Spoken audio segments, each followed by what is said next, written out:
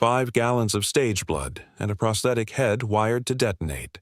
Quentin Tarantino shot it all just to throw the censors off his scent. When the ratings board demanded cuts, he sacrificed that crimson firework and quietly kept the far more. Disturbing basement sequence. Most fans never learn the trade-off, and that's exactly how Tarantino wanted it. What follows is the untold back-alley history of Pulp Fiction. The video store promises, the studio fistfights, the scenes erased on purpose, and the 30-year echo still rattling Hollywood's teeth. The story begins behind a dusty counter in Manhattan Beach, California. In 1988, clerks Quentin Tarantino and Roger Avary rented tapes by day and wrote feverishly by night, trading tales of hard-boiled crooks, twisty timelines, and pulp magazine grit. Out of their marathon brainstorms came an orphaned script fragment called Pandemonium Reigns. It followed a boxer, a gold watch, and a pawnshop ruled by a masked sadist.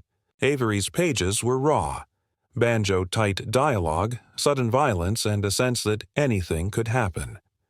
Tarantino trimmed, repurposed, and polished the fragment for almost 2 years, grafting it into a larger tapestry that would become Pulp Fiction.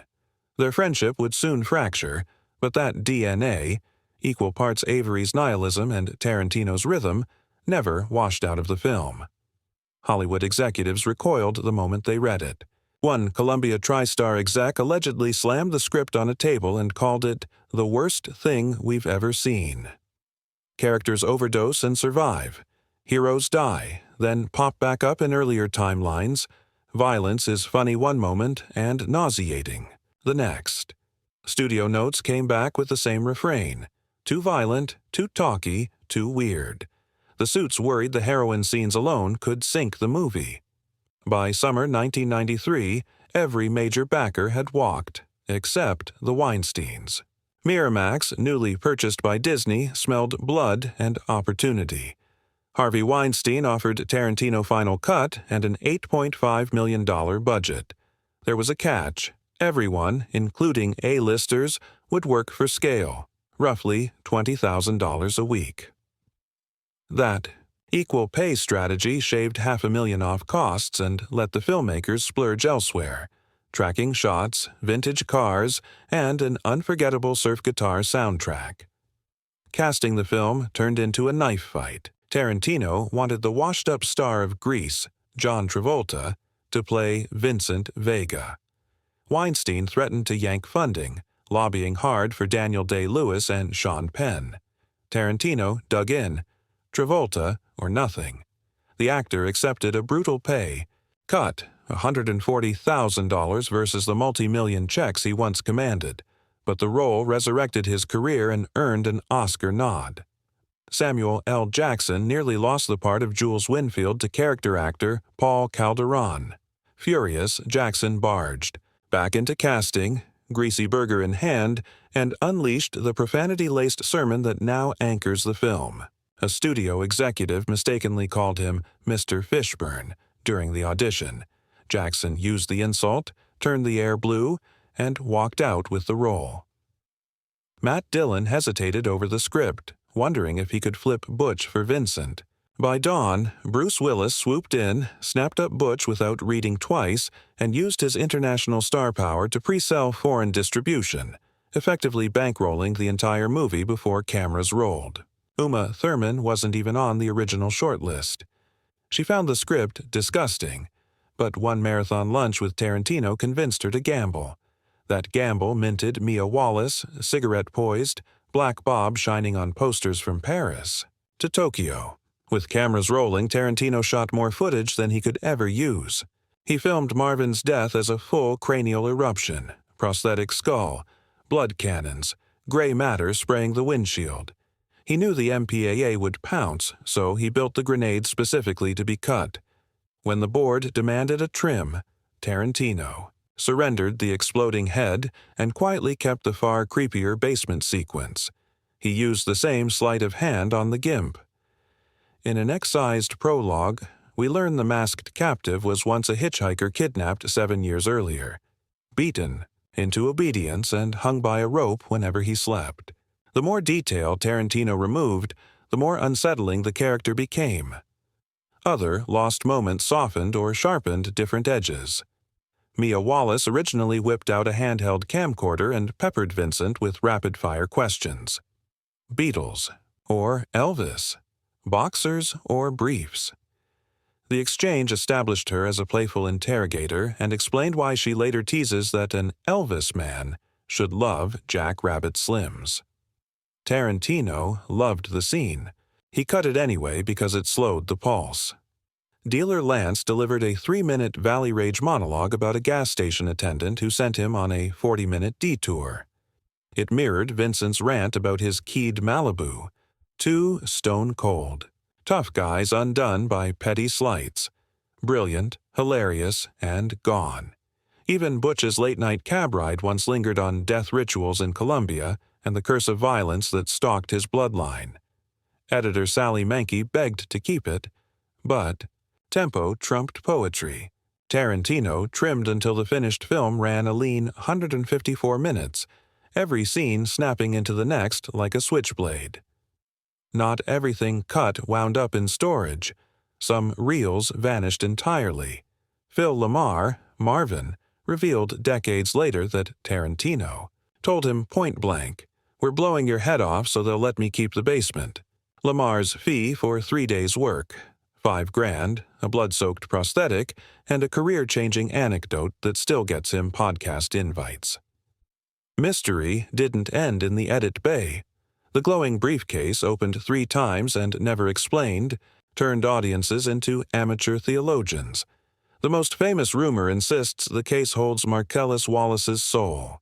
Devotees point to the satanic 666 lock combination and the Band-Aid patch on Wallace's neck, supposedly the extraction point in certain folk myths. Cooler heads prefer the diamond theory. Maybe the case contains the stolen gems from Reservoir Dogs, linking Tarantino's universe. When co-writer Avery admitted the prop was originally full of diamonds, speculation exploded. And then there's the Elvis theory. Pure internet fever dream. In this version, the briefcase holds Presley's candy yellow lame suit, the same one he wore on a legendary album cover. Tarantino refuses to confirm or deny. The not knowing is the point.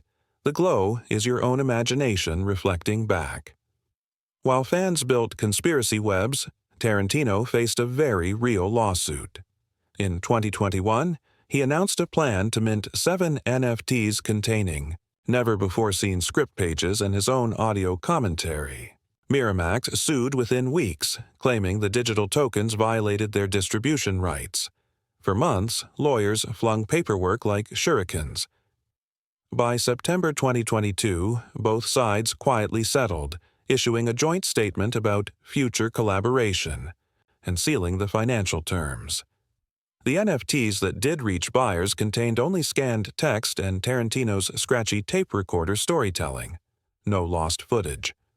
Collectors grumbled, lawyers cashed out, the myth survived. 30 years after Pulp Fiction crashed Cannes and stole the Palme d'Or, the movie is getting a fresh coat of celluloid armor. Paramount has pressed a 4K Ultra HD 30th Anniversary Collector's Edition, complete with Jack Rabbit Slim's pop-up art and lobby card reproductions, shipping December 2, 2024. Select theaters are projecting newly struck 35mm prints, the same rattling format that stunned midnight audiences in 1994. Phil Lamar, now a veteran voice actor of Samurai Jack and Futurama, marked the anniversary by confirming on stage what fans long suspected.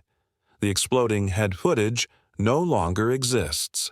Whether that's entirely true or another Tarantino sleight of hand remains part of the fun. Financially, nothing about Pulp Fiction should have worked. An R-rated indie with brutal humor, time jumps, and no clear genre label opened on 1,300 screens, and held its ground week after week, eventually grossing $213 million worldwide on an $8 million spend. Disney executives, suddenly aware their quirky side label could mint blockbusters, gave Miramax a freer leash. Rival studios birthed their own boutique divisions: Fox Searchlight, Paramount Classics, hoping to bottle that talky, blood-spattered lightning. A-list actors followed Bruce Willis's lead, toggling between Oscar bait and micro-budget risks. The industry line between indie and studio blurred until nobody could spot the stitches. Yet numbers feel small compared with the film's cultural residue. Royale with cheese jokes and sitcoms, wallet merch reading BAMF, dance floor, homages from Tokyo to TikTok. More quietly, Tarantino's editing philosophy, kill your darlings for rhythm, became gospel in film schools. Students talk about the heartbeat, the idea that a movie should feel like it's playing a drum under your seat. If a scene interrupts the beat, you slash it, no matter how brilliant. For decades, Pulp Fiction has been Exhibit A. So, will the lost reels ever surface? Tarantino insists the real treasures were destroyed or taped over. Studios swear giant warehouses hold nothing but labeled cans and empty air. NFT bidders are left clinging to scanned dialogue and the echo of a director's laughter. Maybe that mystery is the final magic trick. As long as we don't see Marvin's head burst in perfect HD, we imagine it bigger, redder, louder. As long as we don't watch the hitchhiker's slow descent into the gimp's leather mask, the basement stays darker in our heads. Some myths die when the missing footage finally plays. Others thrive on absence. 30 years on, Pulp Fiction still feels like a